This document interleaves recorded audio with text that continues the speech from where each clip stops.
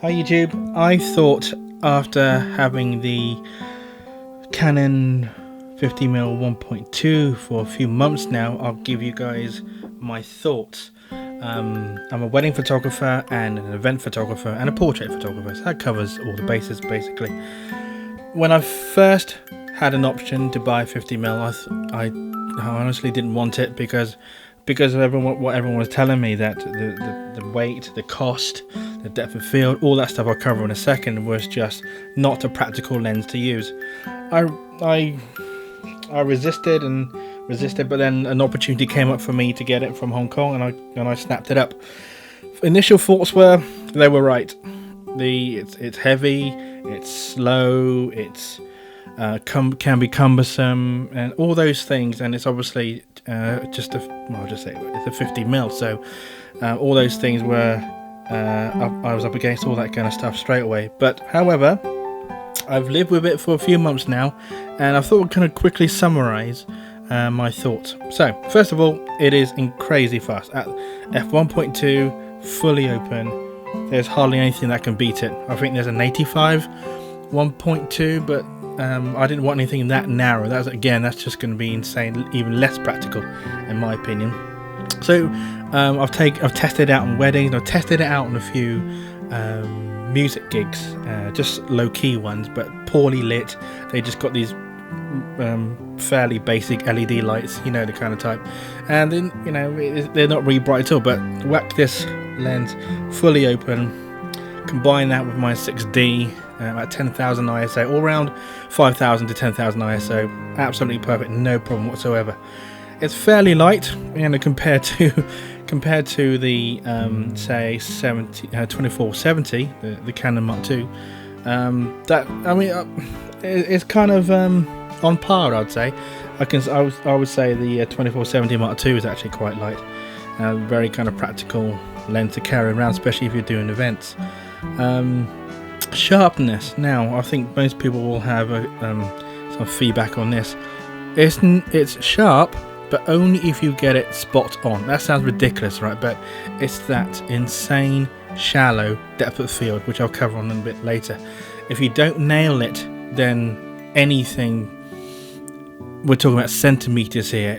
If it's a tiny little bit out, then whatever you're photographing is just going to be, well, basically not perfect. So I tend to shoot fast moving things at events and weddings and music, so they don't hang around. They're not going to stand around for you. So the sharpness is in question. Apparently the 50mm 1.4 is faster. I've not had a go at that, so I can't say. I think I'm peaking on levels, so I'll stand around here. The Bokeh Is Gorgeous. If you don't know what Bokeh is, I'll add a link so you can read what Bokeh is.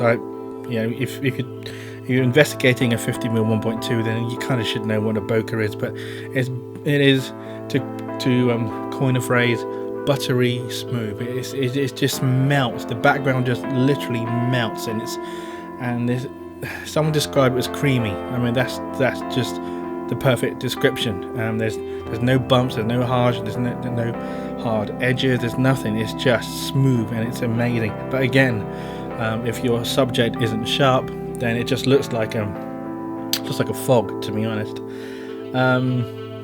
So that's kind of the positives. The negatives, now, one of the biggest negatives, and I didn't realise this straight away. Well, before when I did my research, was how slow the focusing is compared to some of the other L lenses that I have.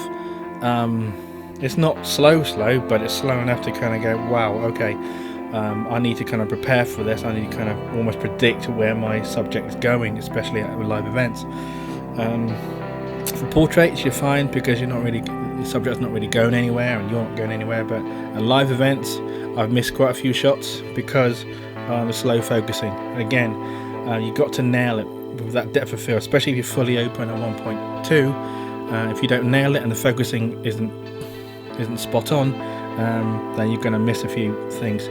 It's expensive. I got it for fairly cheap price. I'm not going to tell you how much I got it for, but still, it is a sizable investment considering It's a very niche lens in my opinion. I already have a 50mm 1.8. It's fine, the nifty 50. I still have it, so I'm not going to give it up. But I still think this 50mm 1.2, I don't always take it out, but I know in certain situations it can make a difference, because while everyone's kind of flashing or everyone's kind of using all sorts of other equipment, I can just shoot fully open and with a high ISO thanks to the new Canons without any problem. That really makes me stand out. And finally, is it better than is price for price, is it better than the Canon 1.8? I don't know, because they both do, obviously they're the same millimeters, but they kind of do different things. The 1.8 is cheap enough so that if you bash it doesn't really matter. I mean, I don't suggest you bash it deliberately, but if you do give it a knock, it's kind of like you can just kind of replace it.